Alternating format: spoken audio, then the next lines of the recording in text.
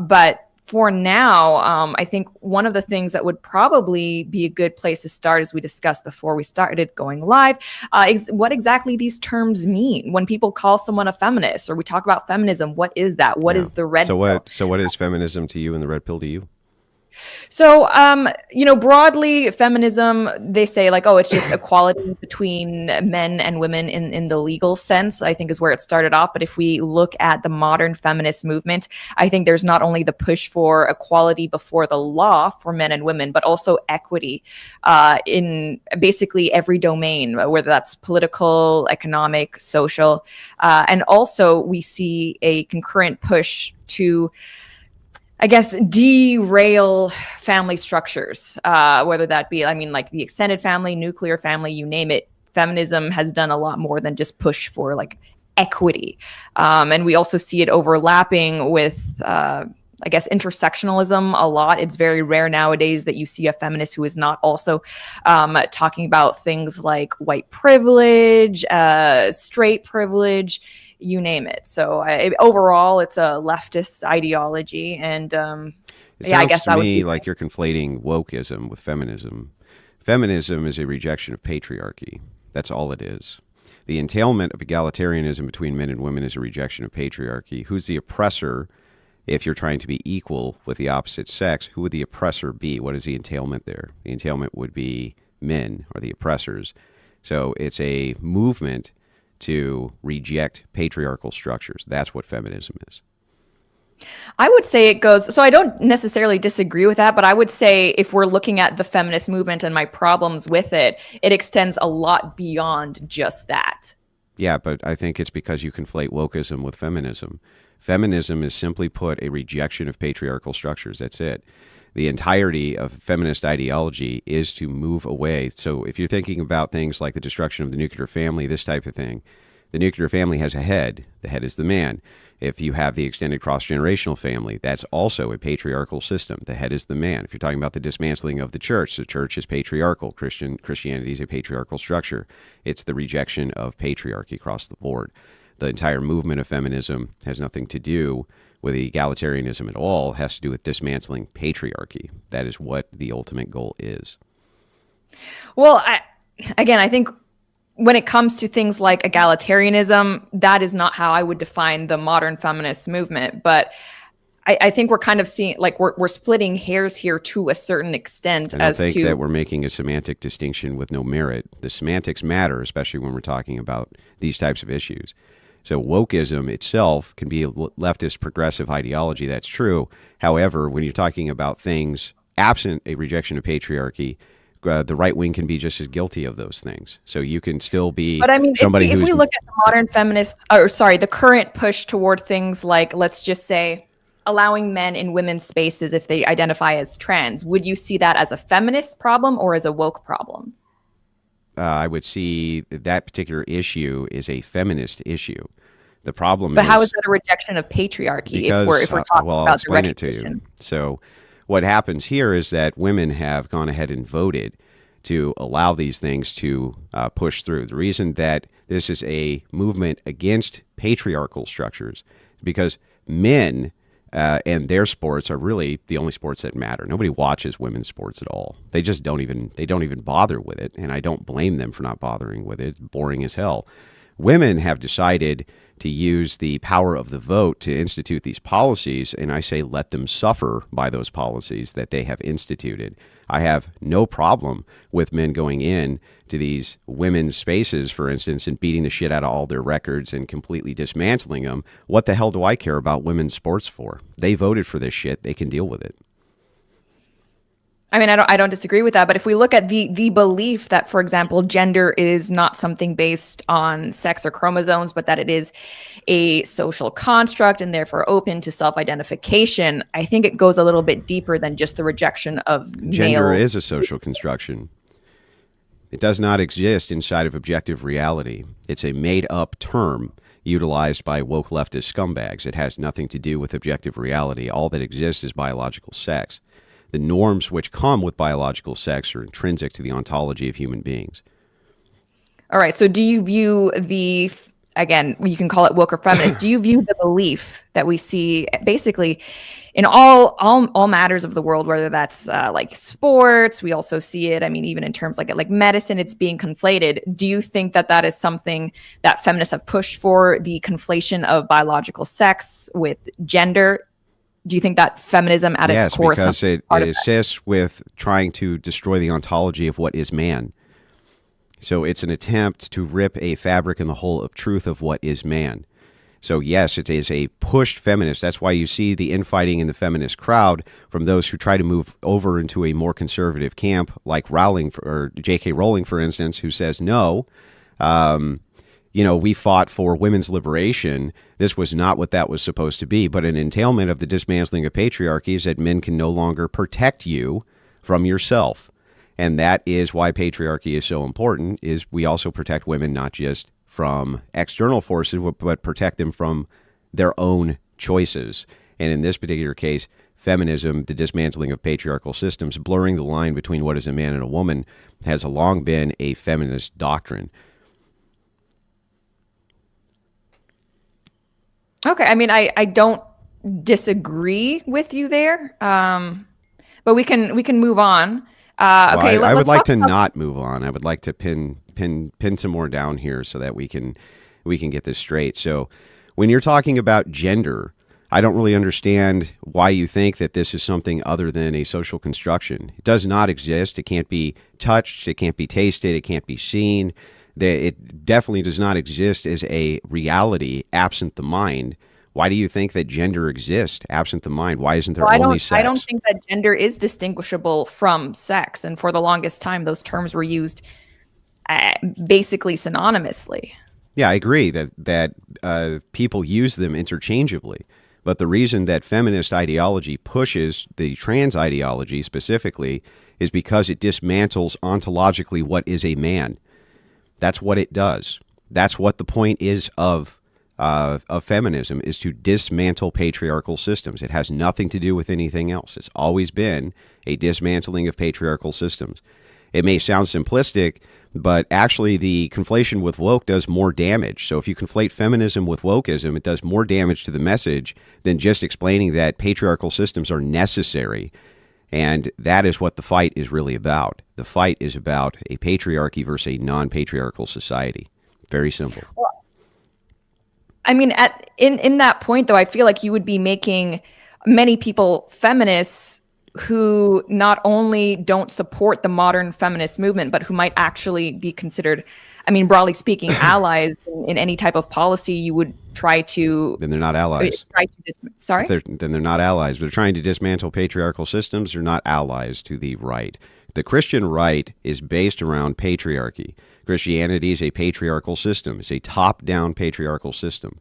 Your job as a wife, for instance, is to submit to your husband as you would unto the Lord. You can find this in Ephesians 22, right? The submission to him as unto the Lord. Your husband is submitting to the hierarchical church authority.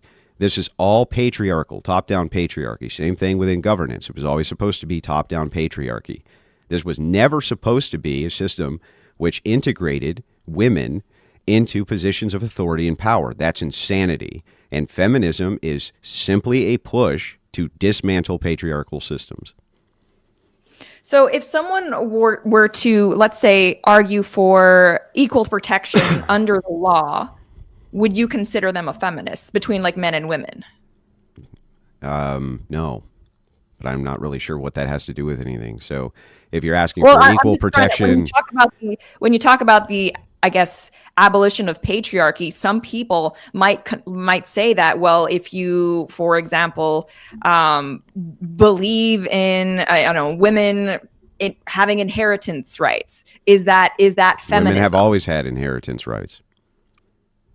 Well, but so you don't think that just demolishing that would be a feminist standpoint? No, it's always been so. So no, I'm not asking whether it's always been something, but it's just like at its core. Yeah, but I'm trying to get to the ought portion of the claim. So you're asking, ought this be true? But I'm trying to define what is the truth. So the truth is that when you're talking about female inheritance, right, that has always been the case, that women could inherit. They could inherit property. They could inherit all of these things. It's actually a feminist talking point that they could not. When it comes to ought they be able to do that under a patriarchal structure? They ought to be able to, yes. And there's always been a prescription so that they could. Okay. What about something like women in the workplace? Yeah, it's a bad idea. Now, women have always been allowed to work, and women ought to always be allowed to work. However, the incentives which are produced by the United States government are supposed to be for the health and the welfare of the nation. If you're talking about the health and welfare of the nation, then you want to push policy which will allow women to stay at home with their children, which is going to be the best setup possible. But again, this would be a pro-patriarchy position because you'd be allowing men at that point and incentivizing men to be the head of the household, the head of the family, to be the breadwinner. In this case, this would be considered oppressive from the feminist ethos. So in terms of prescription versus description, then if we talk about patriarchy, do you think that is it a feminist talking point? Is it a feminist policy to have egalitarian laws in regard to things like voting? Yeah. Like I'm of the belief that all for example, egalitarianism, which is moved from women's movements, are always designed for a liberation from patriarchy. All. There's not any that are not. Anytime women collectively are pushing towards any type of what is considered egalitarianism, it is feminism. It is a dismantling of patriarchal structures and systems, period. Okay, so the reason why I bring that up is because when it comes to, let's say, something like voting, right? So I'm not a fan of universal suffrage. I've talked about this on my channel. I'm in favor of, I think there's several different systems that could work. Maybe one vote per household with children and a married couple, service through citizenship, net taxpayers, property owners, you name it. If I believe that men and women would equally have the ability to earn that right, though in practice it would be overwhelmingly male. We know that from stats right now as to who exactly pays the most taxes and owns the most property. Would that be a feminist perspective that I have? If the movement of that was not the end goal to make it patriarchal, then yes, it would be a feminist position, which is why I say that you're a feminist. Is the intent, the intent matters more than, I guess, the outcome in that regard? Well, no, the outcome matters more than the intent. The outcome is for patriarchy. That is the outcome we're looking for, is for a the outcome would be system. More patriarchal than what we have currently. Yeah, but the entailment is it also may not be. It depends on which system. You haven't exactly defined which system you would implement in order to make sure that it's patriarchal. You just said there are many we could choose from. Well, that's great. That's swell, but it doesn't actually tell me anything. So no, the outcome, which system that I just mentioned would have more women earning the franchise. Well, you would have to be specific. What system are you advocating for here? If it were net taxpayers or property owners, both of those groups are overwhelmingly male. Households, well, it's one vote for household. The only one where there would be some ambiguity perhaps would be service through citizenship. But if we look at military service, that's also overwhelmingly male. Yeah, I agree. But is the point of this ultimately, from your perspective, to make a better governing body, or is the point of this ultimately for you to advance a patriarchal structure inside of society? This is the distinction I'm asking. I don't think you can divorce those two things. Yeah, I think it will be more male dominated. Well, can you just answer the question? Are you trying to advocate for a patriarchal society, or aren't you? I'm trying to advocate for a better society that is That's one not my that would question. be more That's not my question. Answer my 100%. question. Don't be bad faith. Do you want a patriarchal society, or don't you? If that patriarchal is one led by men, then yes, this would be led by men. It would be better. Yeah. So ultimately, your goal is the advocation of a patriarchal society, correct? Correct. Okay. If that is the ultimate goal, then no, that is not feminism. But I wanted to make sure, as we dove into this, that that's actually what the goal is. Because what it sounded like to me is, no, I want a better society. I want a more gooder society. I want something that looks and acts like in some way that I want. That really has nothing to do with anything. I want to know specifically if you have feminist ideals or you do not have feminist ideals. But I suppose that I don't have feminist ideals, but the reason why I talk about all of those things, because I don't think it's an argument where it's men therefore better. I think that's an oversimplification. I think, yeah, if we look at all the different strengths that men versus women have, it's not just that they're men. And I think kind of just trying to oversimplify it in those ways, you're going to lose a lot of people who... Well, I think making it overly complex actually makes us lose far more people. So just because you take have you heard of peaceful Latinas? Yeah, they're idiots. But just because you yes, take but they're actually someone who agree with my position. But that's nice. They're a bunch of liberal scumbags. They're a couple of liberal scumbags. They agree with my position. But when it's marketed as, oh, just repeal the 19th, like their brain shuts off. Oh, yay. Progressives agree with your position. Awesome. That's great.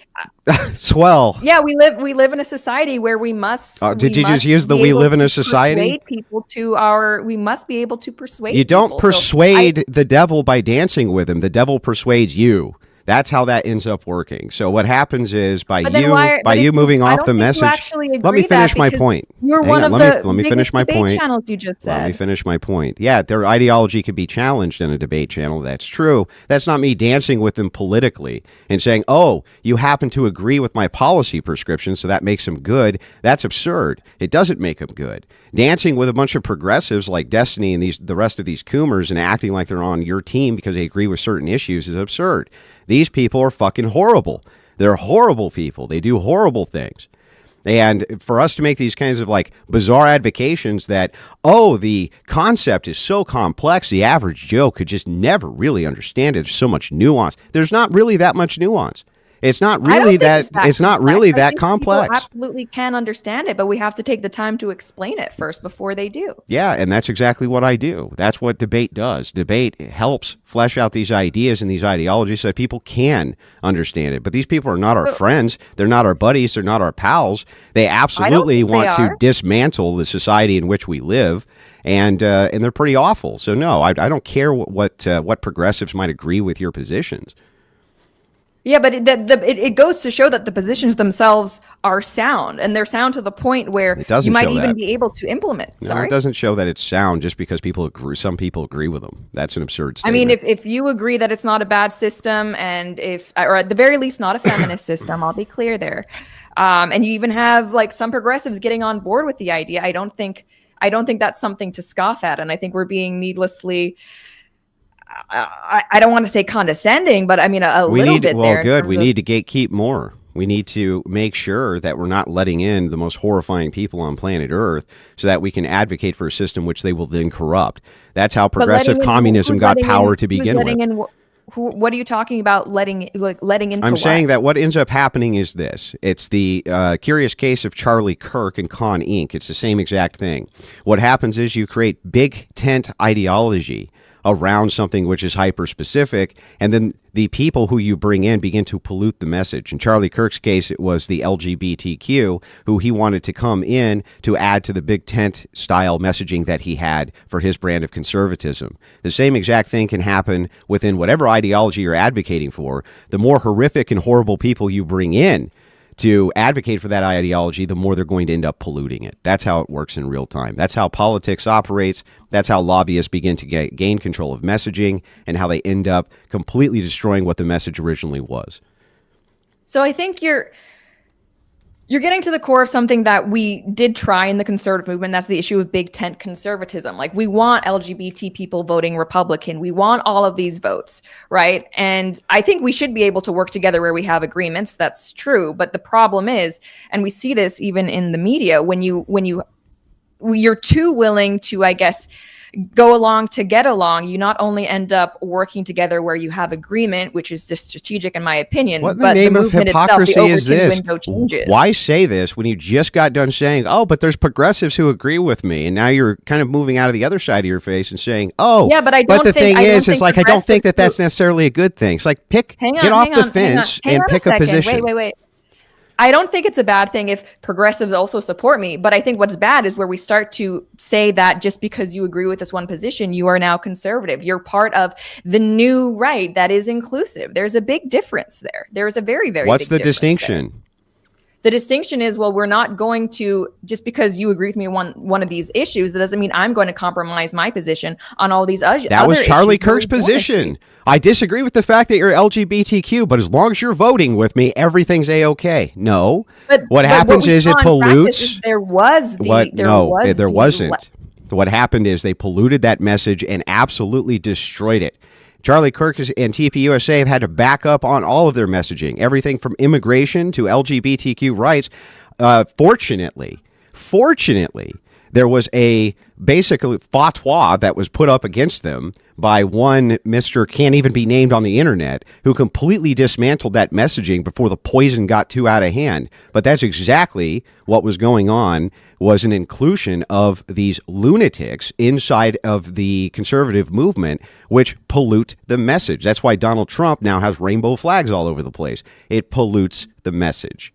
Well, there's a difference between saying, yes, you should vote for me versus I'm going to put you up on stage as the spokesperson for my message. That's not something that I agree with. That's not something that I support. Well, then why are you referencing these people like they're your buddies? What are you talking about? Well, have you heard of Peaceful Latinas, says Lauren Chen. They support my message. That's essentially showcasing them as speakers for the message. No, that's just saying that in this one regard, this is an argument that I think does have broad appeal if we explain it correctly, or at least if I explain myself correctly. I don't think it does. I think what ends up happening is it does not have broad appeal. Infiltrators come in and they'll begin to pollute, dilute, and destroy the message. That's what ends up happening. Conservatism does not have a unified message, and it doesn't because we don't seem to understand that conservatism is supposed to be a patriarchal structure. It's supposed to be top-down patriarchy based around Christian ethics. That is conservatism, or else what are we trying to conserve, Lauren?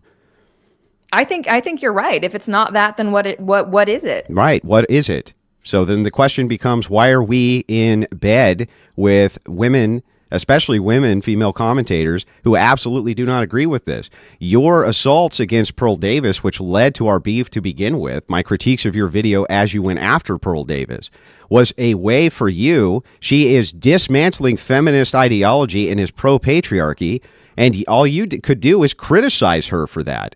That is covert feminism. She's anti-Christian. She's not. She's not anti-Christian. She absolutely is. If she's telling men to, not date women in the church, if she's saying that Christianity has become, she's telling them not to date reformed prostitutes. Do you want men to date reformed prostitutes in the church, Lauren? No, I don't actually. No, and neither does Pearl, because she's smart, because she understands that what's going on inside of your Protestant churches, where everything is a personal Jesus, where you have destroyed your ecclesiastical authority, where you have destroyed an actual relationship with the church, that they will let in reformed prostitutes who just got their heads dunked a week before at heresy.com, and now suddenly they're your new trad wife. What do you mean let into the church? I don't think someone like Nala should be in any type of leadership. I mean, aside from the fact that she is a woman, she is a porn star. So that's not something that I support. But if you actually read what Pearl has said in regards to just like the idea that Christian women who go to church are no different than secular women in regard to something like divorce, that's patently untrue. No, that's it's not. It's not untrue. Look at the divorce statistics. Yeah, let's look at the divorce statistics and dive into it. So here's what is true.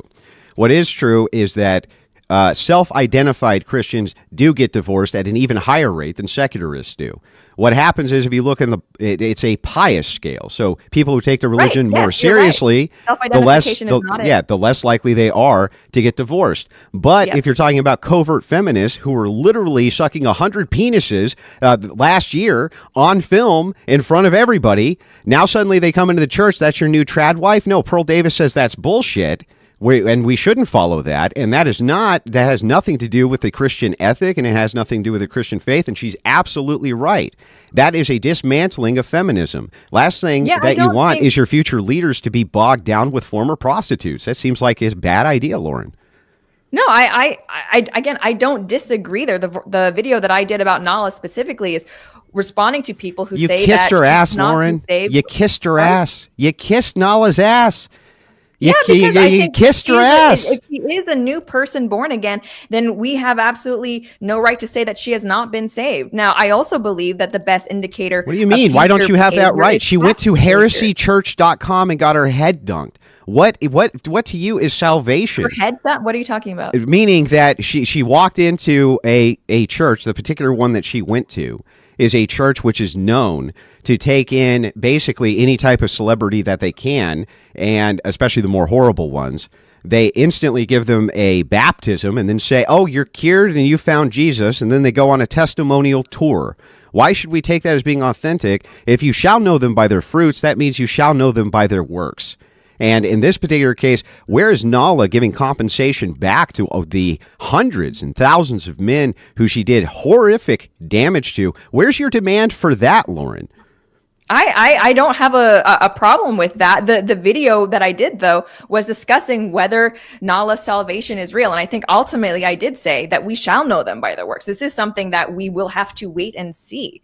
I don't disagree as a concept that Nala is, my point, though, with Nala is that it is possible for her to be saved. There's no one who is beyond the redemption of Christ. I didn't say that there was. Change the fact that, sorry? I didn't say that there was, but let me ask you a question. Well, there you go. Assuming for a second. Can I clarify my position first? Clarify because you're saying a lot of things Go that ahead. I don't agree with. So I think you may not be sure as to what my actual beliefs are. I think a Christian man has every right to say that you were doing this yesterday. I don't want to marry you. I think there's no end to the standards that Christian men should have for other Christians. So I think a Christian man should be able to say no to dating a Christian woman if it's for something as simple as you are too much of a careerist. Yeah, but let alone you used to be a porn yeah, star. but can is different than should. What Pearl's saying Should is absolutely you shouldn't do it. And I agree. Yes. You shouldn't Yes. do it. Not only that, let me Yes. ask you this, Lauren. Let's assume for a second that a person found Christ and they were convicted of doing some kid diddling. Would you let them watch your kid because they were saved? No, absolutely. No, 100%. Yeah, so then what happens is inside these churches, what's going on is these women are using Christianity as a cloak and a shield.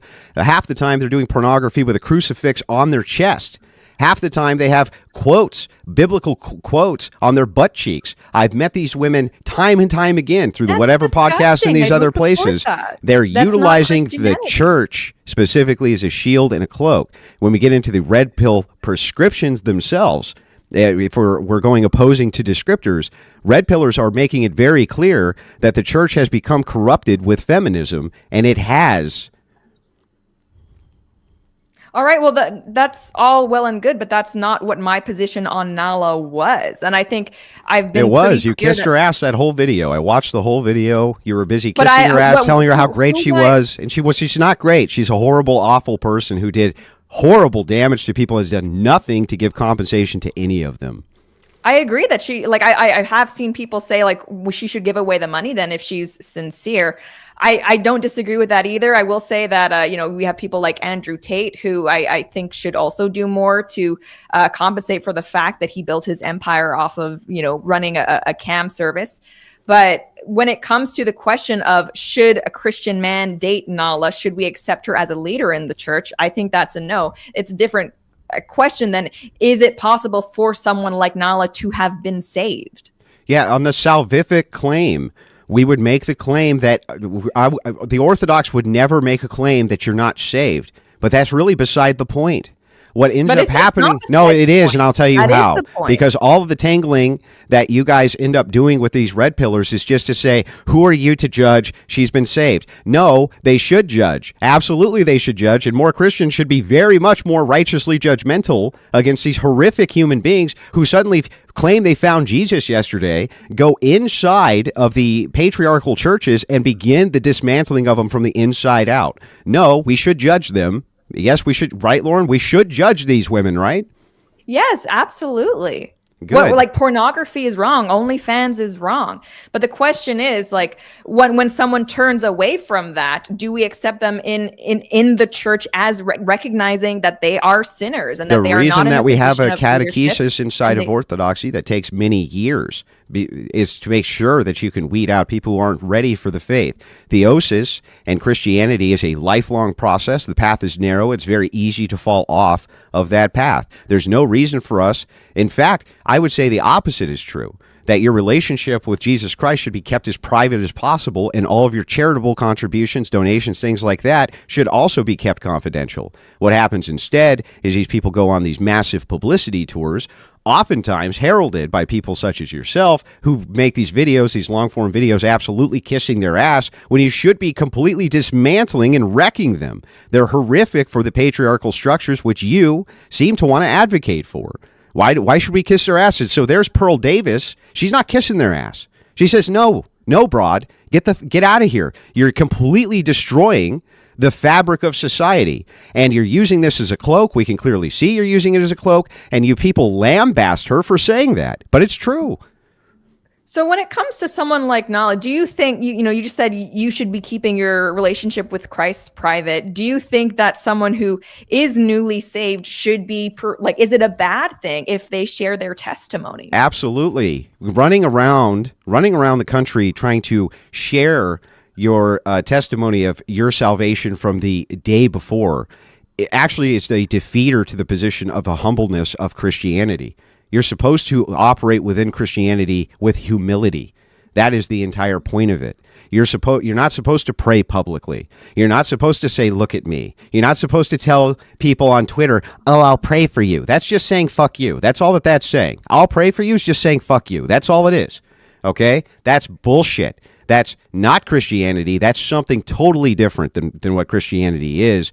And all I see is people on your side completely going after these red pill podcasters and people like this. And yes, it's true. Many of them are degenerates, but that doesn't make them less right about what's going on, and the fact that the Christ pillars offer no prescriptions to marriage at all. They offer nothing. I don't think that's fair to say they offer no prescriptions for marriage at all. Well then, okay, Lauren, why should a secularist man get married? Give me one good reason. Well, I think that having children is a very good and very important one. Why should a secular man want children? Why would you want a secular man to have children? Well, because I mean, aside from the general decline in birth rates, which I think is a you want secularists to continue to reproduce? That seems like a good idea to you? Yes, I think even if you are not Christian, you probably should have kids. We're at a point. Is their marriage valid if it's a secularist marriage to begin with, Lauren? Valid? No. So then you're basically telling them to sin, right, Lauren? Aren't you telling them to sin by telling them to get a non-Christian marriage and have children? Aren't you telling them to sin, Lauren?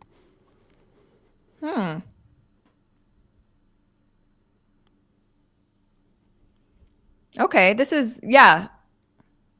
What's that? Yes, you're telling. So you're telling people to sin, Lauren? That's your prescription? The whole time you've been beating the holy hell out of the red pillars, and the entire time they've been right, and you've been telling them to sin, Lauren? So hang on, let's answer the question, Lauren. I'm happy to admit where I'm wrong. This is not a problem for me. Let's talk about this. So, do you believe that? Do you believe that it is sinful for a man to get married and have kids if he is not a Christian? That's not marriage. Marriage is a sacrament between a man and a woman. That's within the purview of the Christian ethic. You have been running around with the rest of the Tradcons telling men to sin, Lauren. Why are you doing that? Now answer my question. Why are you doing that, Lauren? Well, I think you're illustrating something, and again, you're getting upset with me here, but I'm happy to hear if I'm wrong, and we can talk about this. But I mean, it is true. I have argued for like a civil marriage, even within, if you're going to have kids as a man, even if you're not religious, cohabitation does not have the same outcomes as a civil marriage. That is true. There is still a difference between, and it's all sinful, right, Lauren? Yes, I think then why are you advocating that people sin? Answer my question. I guess I would. That's true. That's true. I guess my argument should be first for people to. And now you know why I think you're a feminist, Lauren. Now you know. Because of the marriage thing? Because you go out of your way. You haven't thought these positions. The problem is when you lift these positions from people and you haven't actually thought about them, you end up being at the mercy of them.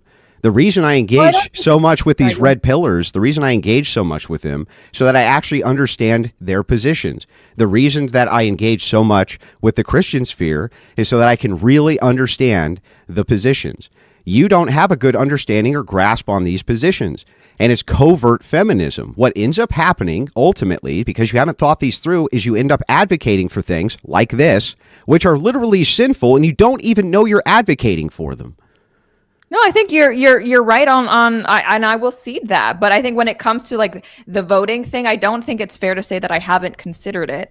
I think this is a good illustration of you're right here when it comes to advocating for secular marriage. I think I can simultaneously acknowledge that a secular marriage still has better outcomes for those involved and any children involved than something like cohabitation. Oh, you're a Christian. You're not a consequentialist. You're not looking for outcomes. You're not looking for outcomes. Let me finish. But then also recognize that by my own standard, that is not a marriage and is therefore sinful. So that would be a contradiction, a performative contradiction. I don't think it would be performative. I think it would be but it's not just for performance though. If you're actually like, yes, it is for performance. The performance of X action leads to contradiction. It's a performative contradiction in your worldview. Literally. It is a contradiction of my worldview, but I wouldn't say it's performative. I'm not doing it for an audience. Okay, fine. We won't make the semantic too detailed, but it's a contradiction. Fine, as long as you concede that is contradictory inside of your worldview. But let's go even deeper. Let's go even deeper into it, so that you understand even more. Okay, where these guys are coming from. Why in the world? Sorry. Could we just stop for a second because we dove into what feminism is. I want to dive into what red pill is. First though, I do need to get these chats up. Okay, Arceon says, I think feminism was designed as anti-patriarchy, but in practice, those who believe in it actually do care about egalitarianism. At least some do. The McClone Code says gender exists only if you think of it as the typical expected expressions, physical and behavioral, of each sex, and there's only two one-to-one map. The Sarcastic Saint says, Laura, please forgive Andrew because he hasn't been laid and the whatever podcasts get to him. He just needs to take a cold shower. And okay, well, that's... Arceon says, it's not the devil you're persuading, it's people. Arceon says, Christ forgave and spent time with a prostitute. Lauren, if you can debate Rollo Tomasi next live, I will not need anything for Christmas. Okay, thank you guys. I think we're all cut up there. Okay, so let's talk about what the red pill is and what I view as the problems with red pill. So I view the red pill as kind of an offshoot or something that developed from maybe earlier MGTOW or manosphere types. So a lot of the complaints center around inequality before the courts and family law specifically benefiting women. I don't disagree there, but you mentioned yourself that they can be degenerate. And when I look at someone like the Fresh and Fit guys who do talk about, like, they encourage promiscuity among men, that's not something that I support. Yeah, but again, this is a detailed problem with your worldview. So let me dive right into this as well. These are secularists, and these secularist men are trying to help secularist men. The Christians are supposed to be coming in with solutions to these issues, and what happens is, like you, they have actual contradictions inside of their worldview, so these guys don't want to listen to them.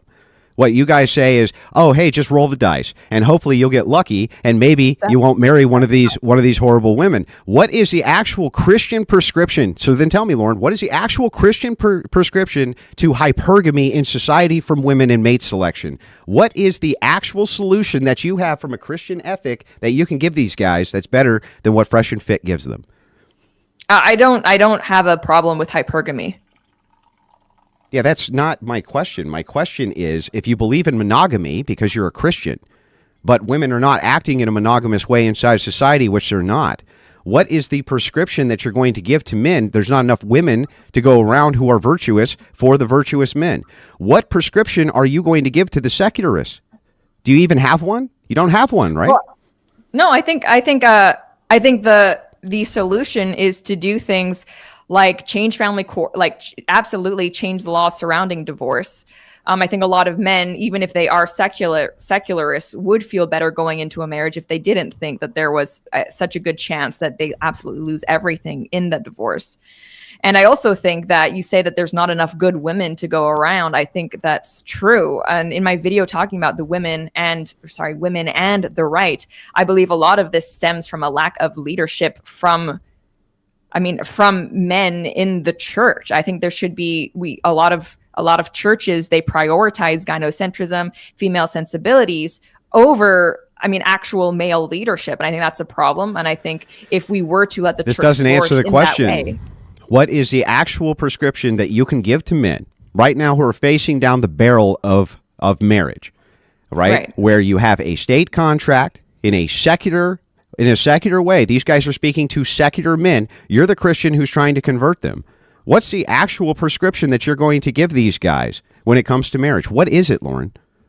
Well, I think you pointed out that any prescription when it comes to marriage, if you're talking to a secularist, should be to follow Christ, because anything less than that is not a marriage. Oh, and they go, yeah, but I don't want to do that. What I'm going to do instead is I'm just going to, have sex with a bunch of hot chicks and then never tie myself down with the state. That makes a lot more sense. Can you actually tell me why that's illogical from a secular progressive state? I can't actually think of how it's illogical for a man who's a secularist to say, I don't want to get married in the current sphere. The women are not virtuous. And instead, I'm just going to go out and I'm going to have tons and tons of sex. And that's it. Why is that actually problematic from that stance? Doesn't it seem like it's good advice for fresh and... If your problem with women is that too many of them have slept around, etc., then I don't think you need to be a Christian to recognize that by continuing to sleep with these women, you are exacerbating the problem. Unless you're... Nope, that would be contrary to hypergamy. Hypergamy is actually stating the opposite within the red pill, within the red pill thought process. They're actually stating the opposite, that most men cannot sleep with X amount of women. Most of them cannot. Most women can sleep with whatever guy they want. Most guys cannot sleep with whatever woman they want. So it would actually be the opposite within their sphere. So they're telling men, actually, you're probably not going to be able to do this thing. However, here's self-improvement you can do, which would improve your chances of mate selection and things like this. From a secular standpoint, how in the world could they possibly be wrong? What are you offering? This is the question. What are you offering from the Christian church, from the Christian perspective, to combat these ideas, Lauren? What are you actually showing them? Well, once more, you talk about the fact that, well, they're offering self-improvement so that men can improve their chances for mate selection. I will maintain, if you are a man who believes that promiscuity amongst women, sleeping with men who they are not married to, is a problem, you cannot engage in that same behavior while complaining about the problem. You are exacerbating the problem. Yeah, but most of those men are not exacerbating the problem. This is not a male problem. This would be a woman problem when it comes to hypergamy. If most of the women are sleeping with a select few men, how's that a man's issue? That would be a woman's issue. And again, you still have not answered the question from the church, from the Christian perspective. What would you do to solve that? Well, I think what we need to do to solve that is when it comes to things like, sex outside of wedlock, as a church, we have fault, like the Christian church has failed in enforcing those moral standards. And it's true. How many, if you think about like church singles groups or even just general services, how many of them talk about something like sex within marriage specifically? It's not a popular concept. It's not something that I think a lot of church leaders, quote, think is a winning topic. But because of that, even amongst people within the church, like that's a problem. Okay. Well, here, I'll give you this solution, because that's a non-solution. That's just literally prattle. You didn't say anything. Here's the actual solution. I'll let you continue. But go ahead. What I've said there is that the church should absolutely be pushing to enforce those moral standards, preaching those moral standards. Which church? Christian churches, like the church is the body of Christ. Yeah, but the problem is that within Protestantism, you have so many different denominations, so many of them which embrace feminism, LGBTQ, this type of thing. They have no unified message. Only the traditional churches, Orthodoxy and Catholicism, do. That's it. That's why the Muslims have become so popular where they're at when they're pushing traditional values. That's the reason why. So I can tell you how you can actually make a lifeline to these guys if you actually want to bring them over to your side. If you really want to understand how you can fix this problem, you fix the problem with a move to patriarchy. That's the thing red pillars will embrace, a move to patriarchal systems. That's what Christianity can offer to the secularists, which bring them over to our side, a move to patriarchy. Because absent patriarchy, what has happened... Churches need to embrace that. Yeah, but they have no ecclesiastical authority. Because there's no ecclesiology, they can't do it. Protestant churches can't do it. They don't have the necessary ecclesiology in order to move into a patriarchal system. They don't have any reference for marriage. They don't have any laws or bylaws regarding marriage. They have no laws or bylaws regarding anything, whereas the traditional churches do have that ecclesiastical authority. That's why the traditional Abrahamic religions do so well, and why Protestantism does not do so well. And so hang on, I'm almost done. When you're making the advocation for this, the reason that you have a pro-feminist stance without even knowing it is because if you want to solve the problem on the red pill side and the Christ pill side, the one unifier that you have is a patriarchy, patriarchal systems. They will agree with that, and you can move them out of that. But just telling them, oh no, just be monogamous, that doesn't do anything for them, because who are the women left? They get the leftovers to be monogamous with. That's what they get. All right, well, I mean, when it comes to things like divorce within the Catholic Church, at least if we're going with nominal Catholics, it is still high, unfortunately. Depends on the country. That's one. Yeah, and there's influencers which happen inside of Western nations, especially due to feminism. In Orthodoxy, the rates are very, very, very low. Also, Orthodoxy offers the ecclesiastical authority and the requisite to get married outside of the state. It's not a requirement because these are sacraments. These are messages which you can give to actual red pillars to move them over to Christ. What you can't tell them to do, though, is, hey, take the big risk and the big gamble because Jesus would really like it if you did. That's insane messaging. That's not my position, by the way, to take the risk and the gamble, to just roll the dice. I absolutely don't think that's a good idea for men to do. And I think that there are definitely things that you can do that would reduce your likelihood of getting divorced. I don't think you should just roll the dice. Absolutely not. Well, then what is your prescription other than a move to patriarchy? I don't think a move to patriarchy is not part of that answer. Again, I said that even in regard to the church. But I also think that there are certain mate selections that you can do that do have a statistical likelihood at reducing your chances of divorce, right? Socioeconomic status of married couples has an outcome. It affects your likeliness of divorce. Yeah, but it also affects the outcome of you having children because you have them later in life because of family planning.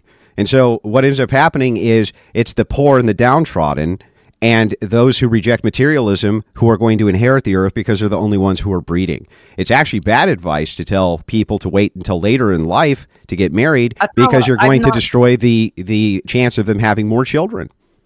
I'm not telling people to wait later in life to get married, but I think there's sometimes the willingness to believe that there is one likelihood of divorce and that it's a roll of the dice no matter what the circumstances are, which is patently not true. And there's a big differential, even if you look at between different races, of the likelihood of divorce. The black divorce rate, I think, that's because different races embrace different types of ecclesiastical authority inside of their churches.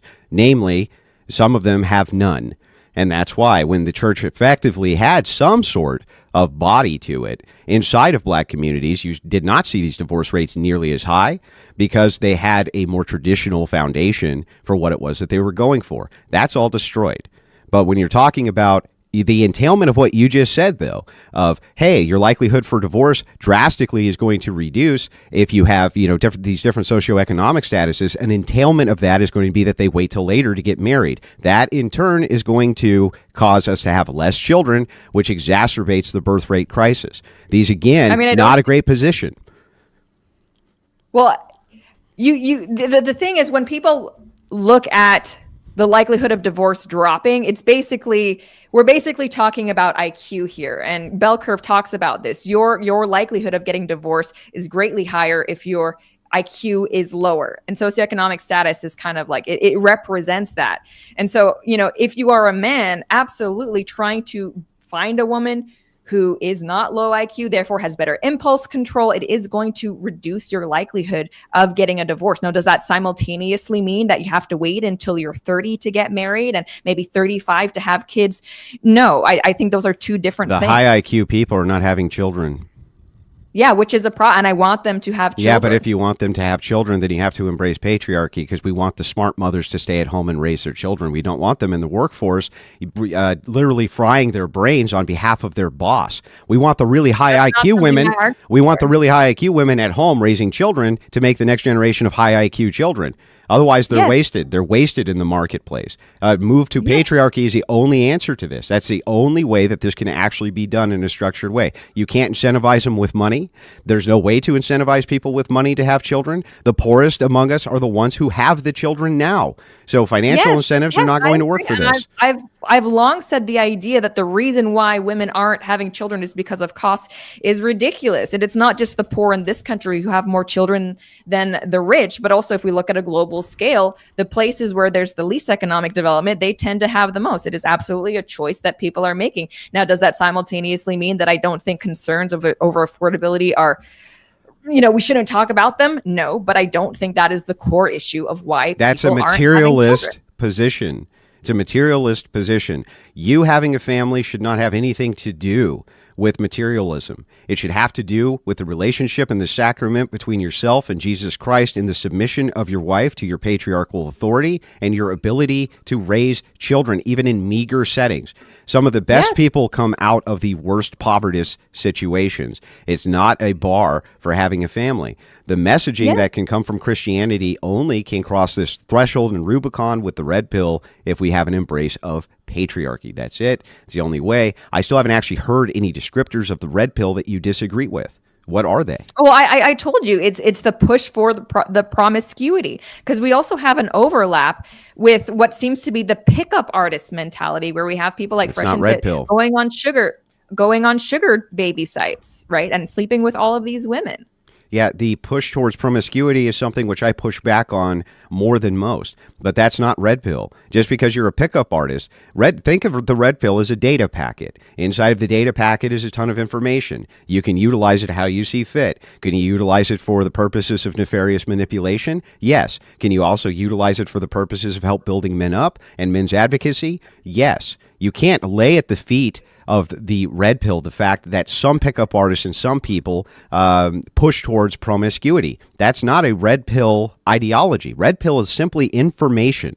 That's it. It's descriptive truths which are given out into the ethos, and you can do what you want with those descriptive truths. I've not actually ever heard, and I've been on Fresh and Fit, and I have tangled with Myron on this, and he has told me to my face, yes, it's degenerate behavior. Yes, promiscuity is bad. Yes, promiscuity should be rejected if we had a moral society. Andrew, what are Christians going to do to reach out in order to make sure we have a moral society again? In this case, when I ask you, right, you are telling the degens to get married, which is insane, right? That's not my prescription to have a more moral society, is to just get married. That's absolutely not it.